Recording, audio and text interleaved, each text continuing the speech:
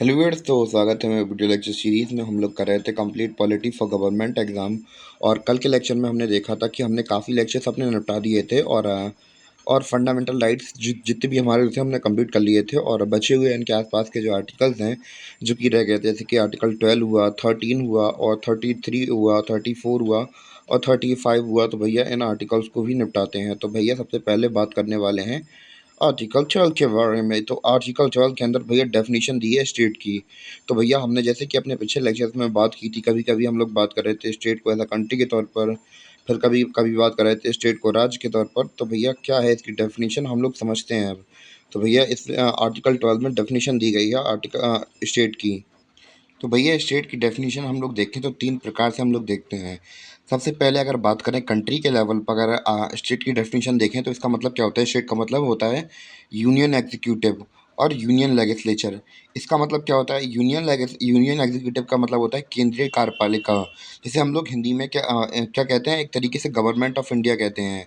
इसके अंदर कौन कौन आते हैं, इसके अंदर आते हैं प्रेसिडेंट, आते हैं वाइस प्रेसिडेंट, आते हैं प्राइम मिनिस्टर, आती है उनकी क्या प्राइम मिनिस्टर की कैबिनेट आती है। हम लोग बात करें अटॉर्नी जनरल ऑफ इंडिया आते हैं।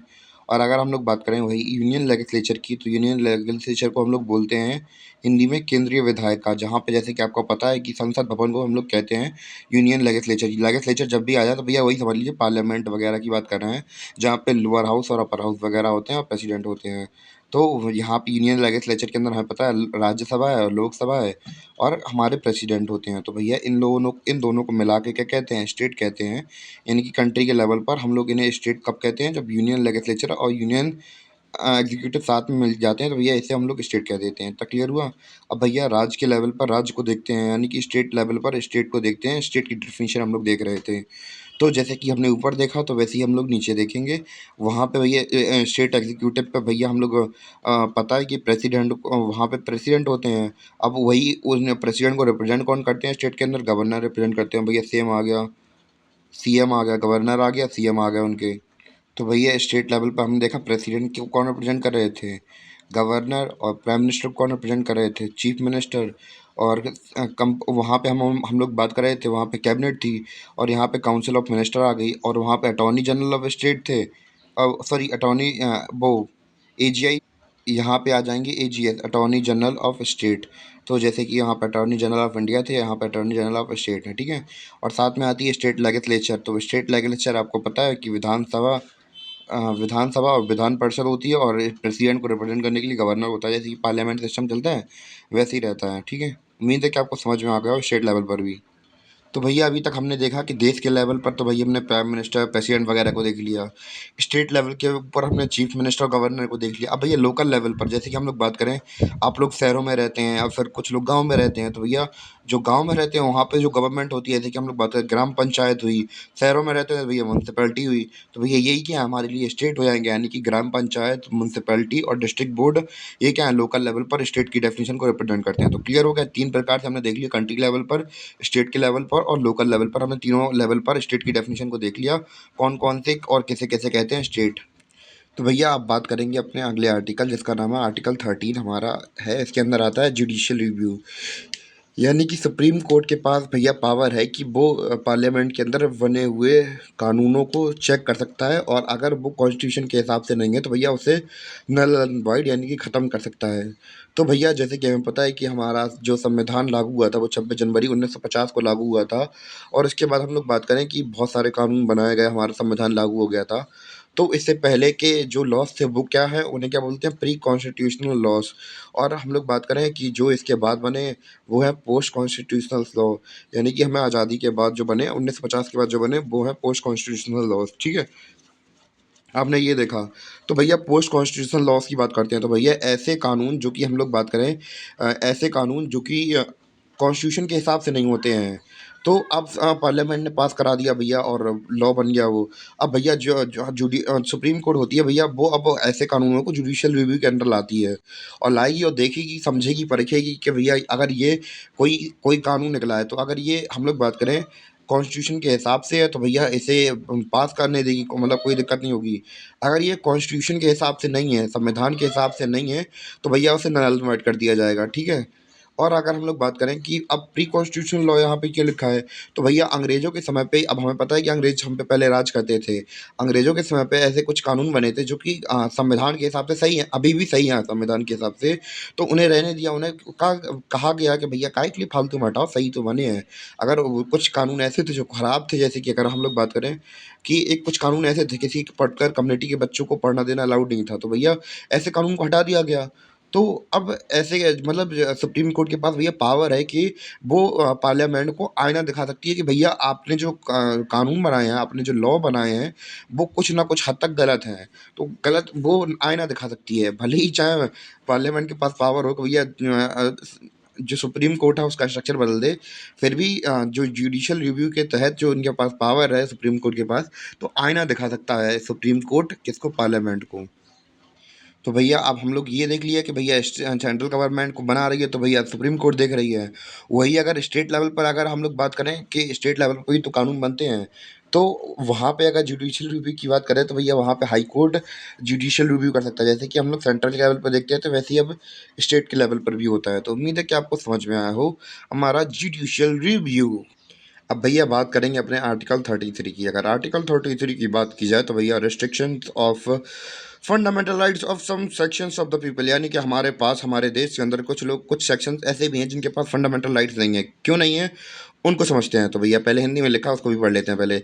लोगों के कुछ समूह के मौलिक अधिकारों पर प्रतिबंध है। क्यों है, जैसे कि हम लोग बात करें कुछ, जैसे पहला ऑप्शन लिखा है मेंबर्स ऑफ आर्म फोर्सेस, यानी कि आर्म फोर्सेस कि मतलब जो आर्मी में जो लोग हैं, नेवी, और हम लोग बात करें लैंड आर्मी होती है, एयर फोर्स होती है, और आर्मी होती है हमारी, नेवी होती है। तो भैया इनके पास इनके जो फंडामेंटल राइट्स हैं, इनके पास फंडामेंट ऐसे लोग जो कि इन सेनाओं के अंदर होते हैं, तो भैया इन लोगों के जो फंडामेंटल राइट्स होते हैं वो ख़त्म हो जाते हैं। क्यों, क्योंकि भैया इनके लॉस थोड़े अलग चलते हैं। क्योंकि अगर भैया इनका जो मेजर या जनरल या लेफ्टिनेंट कर्नल है, तो भैया किसी अपने छोटे सेक्शन के अपने ऑफिसर को ऑर्डर देता है, तो भैया ऐसा नहीं है कि कुछ वो कह रहा है, तो भैया छोटा आदमी जो मतलब छोटा लेवल का सोल्जर है, सॉरी फॉर दैट, मैंने छोटा आदमी बोल दिया उसे, तो छोटे लेवल के जो सोल्जर्स हैं भैया उन्हें ऑर्डर देता है। तो ज़रूरी नहीं कि भैया वहाँ पे सब इक्वालिटी हो, तो क्योंकि आर्मी के अंदर थोड़े से सिनेरियो थोड़ा अलग चलता है, वहाँ पे सब इक्वल नहीं होता है। तो भैया जो आर्मी होती है उसके अंदर ये फंडामेंटल राइट्स काम नहीं करते, क्योंकि भैया हमें पता है राइट टू इक्वलिटी है। पर अगर तुम आर्मी के अंदर जाओगे, अगर मेजर ने कुछ ऑर्डर दिया, तो भैया वो कहेंगे हम आपकी बात क्यों सुने, राइट टू इक्वलिटी हमारे पास। वो डंडा उठाएगा और जब चक्कर लगवाएगा अराउंड के, आप लोगों ने मूवीज वगैरह में देखा होगा, या फिर आपने देखा होगा कि ऐसे कैसे बड़े जो हेड्स होते हैं वो परेड वगैरह करवाते हैं छोटी सी गलती पर, क्योंकि वहाँ पे डिसिप्लिन मेंटेन करके रखना पड़ता है। जो जो ऑर्डर्स मिलते हैं उन्हें सुनना पड़ता है। ऐसा नहीं है कि आप कहें ये कहें वो कहें, तो ऐसा सीन नहीं चल पाता वहाँ पे। तो किस किस के पास हम लोग बात करें रिस्ट्रिक्शन रिस्ट्रिक्शन है फंडामेंटल राइट्स की, members of the police forces, और किसकी है, मेंबर्स ऑफ इंटेलिजेंट एजेंसी, जैसे कि आईबी, इंटेलिजेंस ब्यूरो, और रॉ। ठीक है।